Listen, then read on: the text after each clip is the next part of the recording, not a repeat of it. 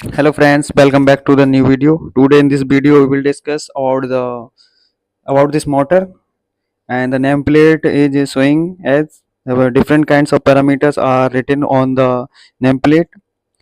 Mainly we have to discuss about the correct size calculation of the capacitor for this induction motor. Basically this is a single phase induction motor used for the increase the pressure of a fluid inside the line.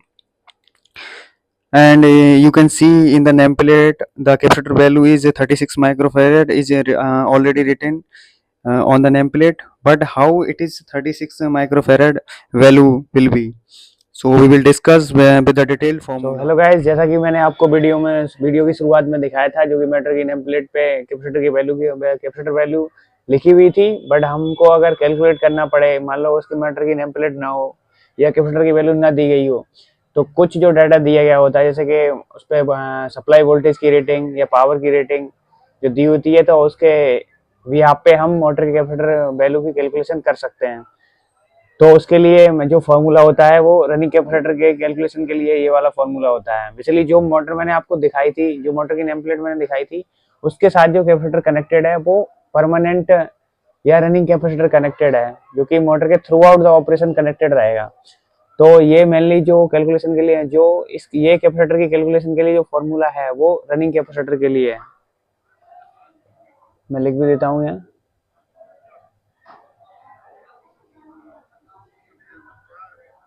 जैसा कि आप देखते भी होंगे, जो ceiling fan भी होता है उसमें भी जो कैपेसिटर कनेक्ट रहता है वो through out the operation of motor connected रहता है। तो उसे रनिंग और स्टार्टिंग कैपेसिटर दोनों का वो वर्क करता है, तो उसकी कैलकुलेशन इसी बिहाफ पे होती है। तो हम आज सीखेंगे कि जो मोटर की नेम प्लेट में 36 माइक्रोफैराड दिया हुआ था वो किस बिहाफ पे आया। तो जो आप देख रहे हैं यहाँ पे जो P लिखा हुआ है वो वॉट में है। तो जैसा कि मोटर की नेम प्लेट में दिखा भी था कि 1.1 किलोवाट था, तो वो हो जाएगा 1100 वाट।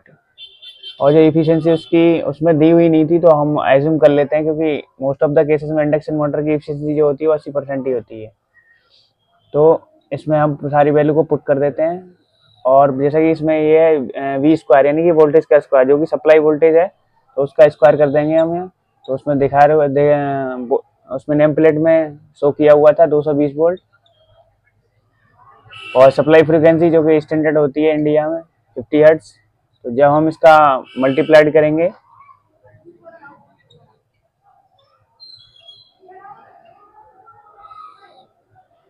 और नीचे वाले वैल्यू को मल्टीप्लाई करेंगे, तो जो वैल्यू आएगी,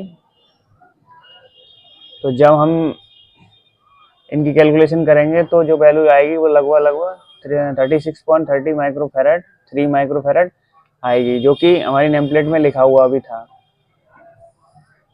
इस प्रकार आप किसी भी मोटर जो कि सिंगल फेस इंडक्शन मोटर है, उसके लिए आपको रनिंग कैपेसिटर की वैल्यू को कैलकुलेट करना है, तो आप इस तरीके से कर सकते हैं। लेकिन कुछ मोटरों में आपने देखा होगा कि जो सिंगल फेस की इंडक्शन मोटर होती है उसमें दो कैपेसिटर होते हैं, एक स्टार्टिंग का कैपेसिटर होता है, एक रनिंग कैपेसिटर होता है। तो उसकी कैलकुलेशन इस भी आप पे होती है। मतलब आपको स्टार्टिंग कैपेसिटर की कैलकुलेशन करनी है,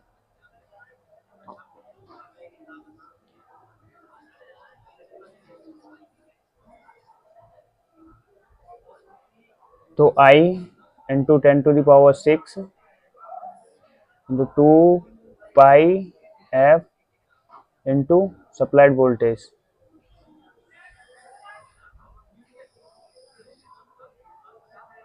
ये स्टार्टिंग कैपेसिटर के लिए कैलकुलेशन करने के लिए फॉर्मूला होता है। लेकिन आप एक दूसरे मेथड से भी कर सकते हैं, क्योंकि जो रनिंग कैपेसिटर होता है उसका 2 to 3 टाइम्स ज़्यादा होता है स्टार्टिंग कैपेसिटर। तो आप अगर ऐसा कोई मोटर आपको मिलता है, तो आप रनिंग कैपेसिटर की कैलकुलेशन कीजिए और उसमें 2 या 3 का गुणा करके आप प्राप्त कर सकते हैं स्टार्टिंग कैपेसिटर की वैल्यू। तो आपको ये वीडियो कैसी लगी हमें कमेंट में ज़रूर बताएं, और हमारे चैनल को सब्सक्राइब करें और अपने दोस्तों के साथ शेयर करें। Thanks for watching.